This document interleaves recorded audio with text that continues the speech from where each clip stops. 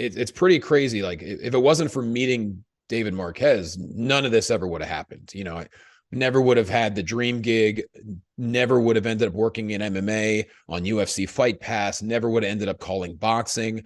So many things would be completely different about my life if I didn't take that coffee meeting with David and just saying, yeah, I'm in 100%. And I was, loyal to Championship Wrestling over those 9 years. I did everything possible behind the scenes, everything possible with a microphone.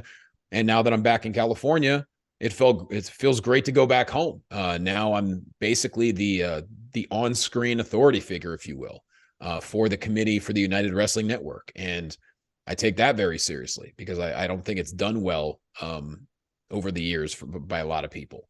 And so for me, it's like, I want it to be believable. I want it to be realistic, and I want it to be as sports-based as possible. And so that's been another awesome thing that I never thought I'd be able to do. And now I'm doing that as well. So hopefully that wasn't too long of an answer, but it's been a weird journey. As you know, I believe I mentioned this to you. I much prefer getting granular. Like, I'd rather, I sent you a big list of questions. I'd rather get to half of the questions, but answer them thoroughly and, maybe do a part 2 one day than just rush through them all with, it was pretty cool. But part 2 coming up.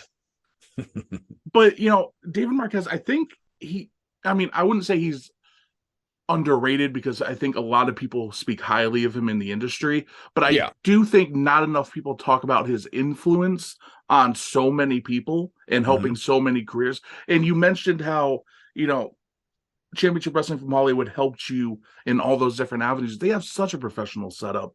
They really are in a lot of ways just a smaller version of the big companies. You know what I mean? A lot of indie companies, they're just put on a wrestling show. But his is like a real professional program, and I respect that quite a bit. No question. I mean, David Marquez and his work is so underappreciated and underestimated and not given enough respect over the years. I mean, it's the experience that I got.